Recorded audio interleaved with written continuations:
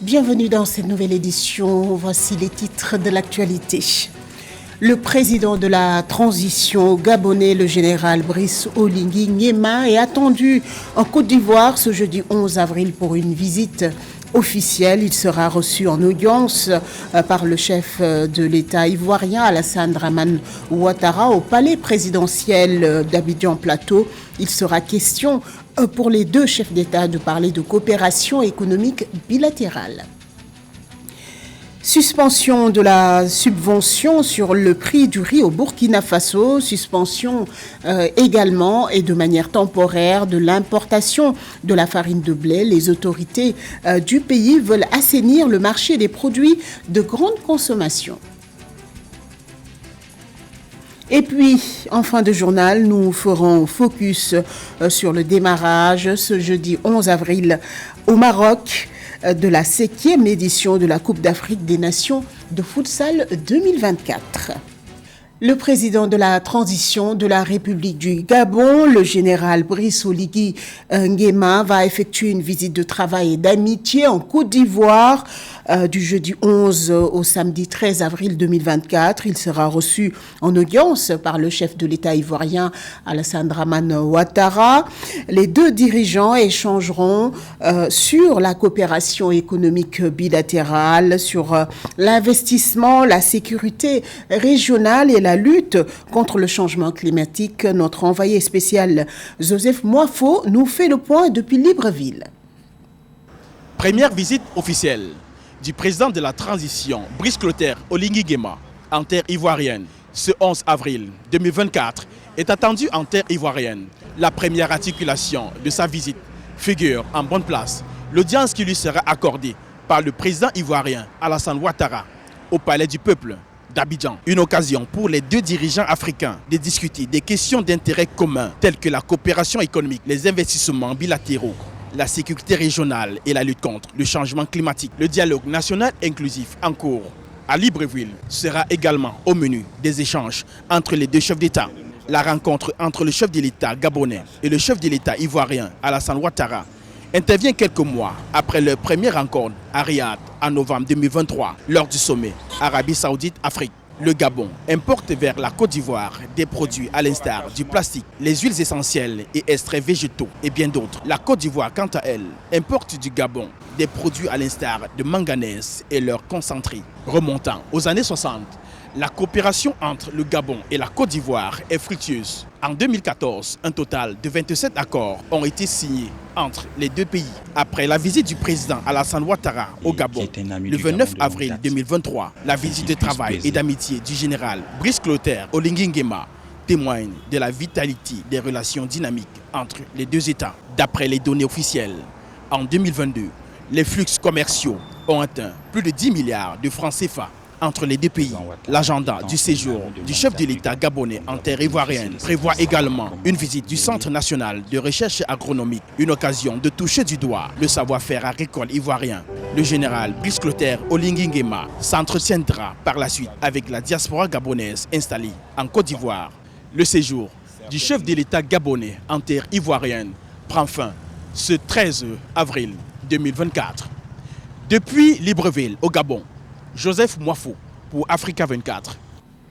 Au Mali, le pouvoir de transition militaire a publié un décret mettant fin aux activités des partis politiques. Annonce a été faite ce mercredi 10 avril par le porte-parole du gouvernement, Abdoulaye Maïga, dans un communiqué lu à la télévision nationale. Le décret gouvernemental suspend jusqu'à nouvel ordre toutes les activités des partis politiques et des associations à caractère politique pour des raisons de sécurité intérieure. Ce nouveau décret pris en conseil des ministres intervient après que plus de 80 partis politiques et groupes civils ont publié le mercredi 1er avril dernier des déclarations communes appelant à des élections présidentielles dès que possible et à la fin du régime militaire qui devait officiellement s'achever le mardi 26 avril dernier.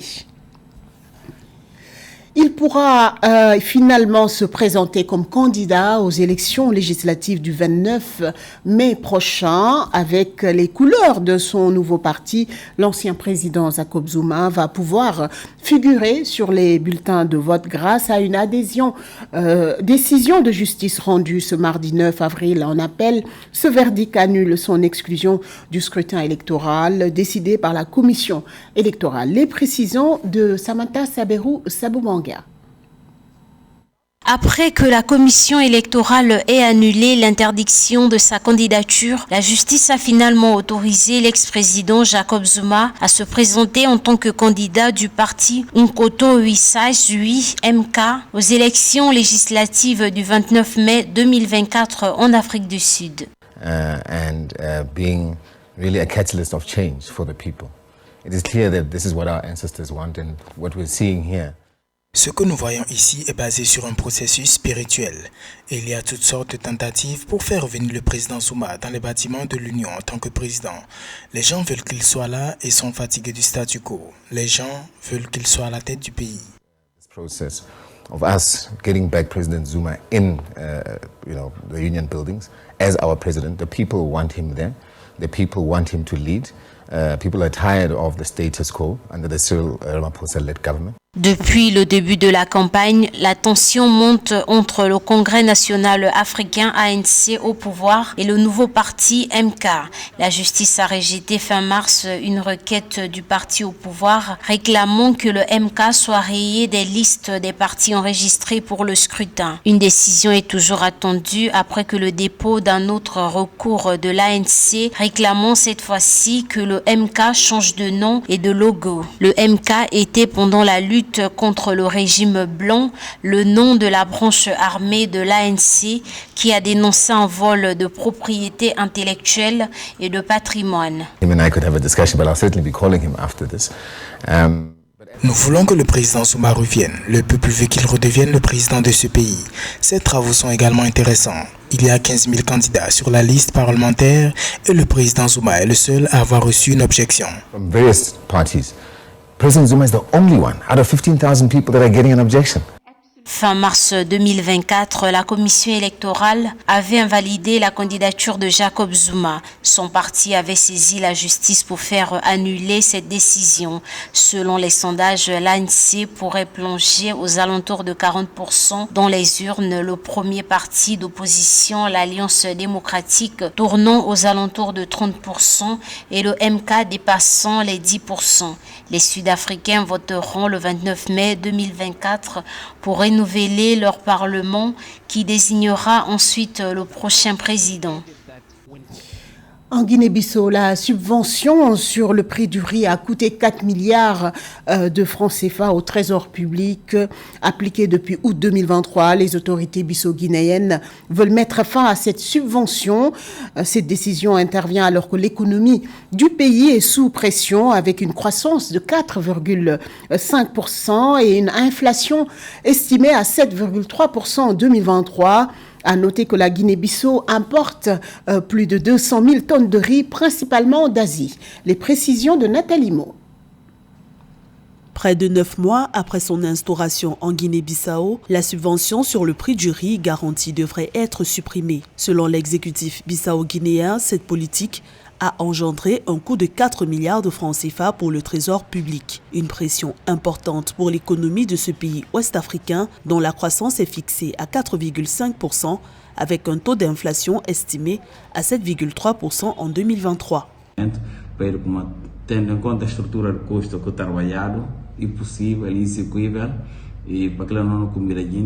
« 4 milliards de francs CFA, c'est beaucoup d'argent pour une économie fragile comme la nôtre et poursuivre ces dépenses aura probablement un impact sur les dispositions des partenaires à nous accompagner car même le FMI nous a clairement prévenu que la Guinée-Bissau est incapable de soutenir la subvention du riz.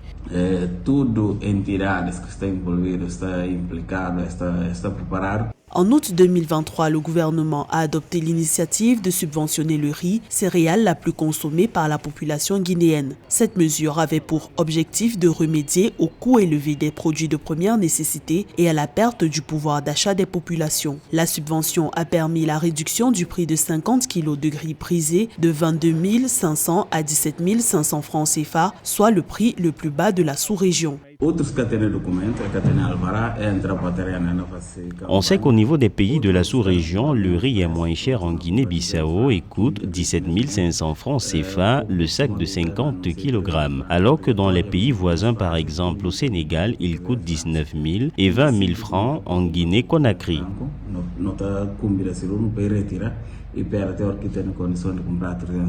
Les importations de riz en Guinée-Bissau se poursuivent. Début avril 2024, une cargaison de 5 000 tonnes de riz a approvisionné le marché dans un contexte de baisse du prix de cette denrée à l'international. La Guinée-Bissau importe plus de 200 000 tonnes de riz en provenance principalement d'Asie.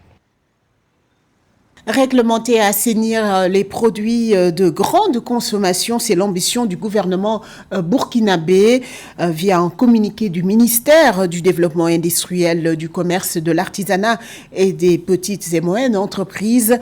Le gouvernement a décidé de suspendre temporairement les importations de farine de blé jusqu'à nouvel ordre. Les précisions de Pauline Minka. Dans le cadre de l'assainissement du marché des produits de grande consommation, le gouvernement burkinabé a décidé de suspendre les importations de farine de blé jusqu'à nouvel ordre. C'est ce qu'a révélé un communiqué du ministère du Développement industriel, du commerce, de l'artisanat et des petites et moyennes entreprises lundi 8 avril 2024. L'importation de la farine de blé étant soumise à une autorisation spéciale d'importation ASI, la délivrance des ASI de la farine de blé est aussi suspendue. En tout état de cause, tout contrevenant à cette décision s'expose à des sanctions, conformément à la réglementation en vigueur. Il faut souligner que les importations de farine de blé du pays proviennent principalement de la Côte d'Ivoire, du Ghana et du Togo.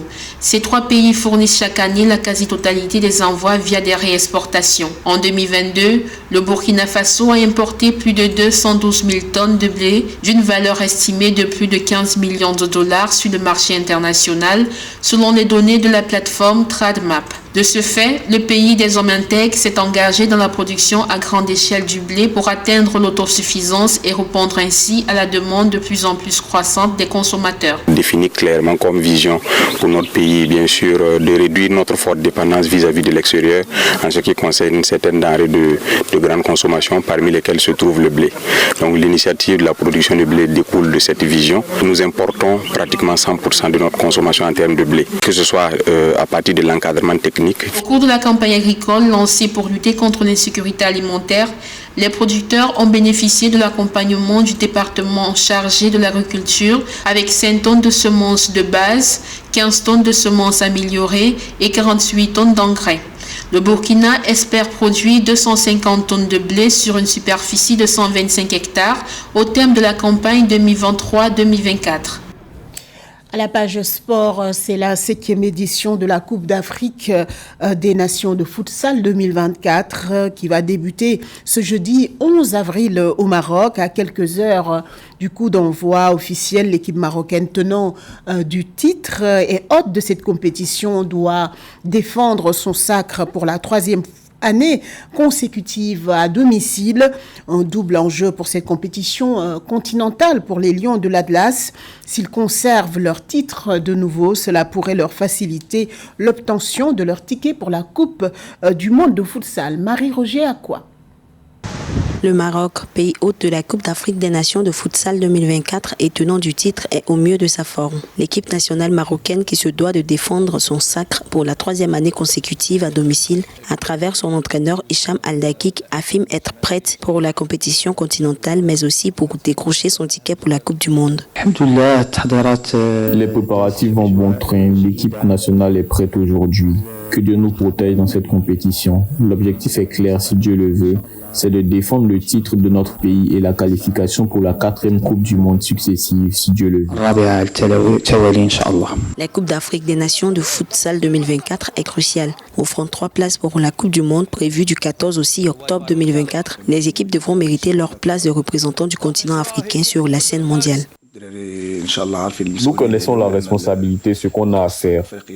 C'est la 3e Coupe d'Afrique, ce qui signifie c'est difficile, très difficile. Dieu merci, le coach est à la maison. Ce sont les touches finales, on prépare le match. Le premier match clé, c'est l'Angola. Tout le monde sait ce que cela signifie. Tous les matchs sont des finales. Nous jouerons match par match, si Dieu le veut, avec succès. La 7e édition de la Coupe d'Afrique des Nations de futsal se déroule du 11 avril au 21 avril 2024 dans les salles rénovées du Prince Moulay Abdellah et Ibn Yassine Araba. Les 8 équipes sont reparties en 2 groupes. Dans le groupe A, le Maroc, l'Angola, la Zambie et le Ghana. Dans le groupe B, la Libye, la Mauritanie, l'Égypte et la Namibie. Le Maroc, tenant du titre pour la 2e fois, reste le favori de cette compétition. C'est la fin de cette édition. Merci pour votre fidélité. Dans un instant, une nouvelle édition de l'information sur Africa 24.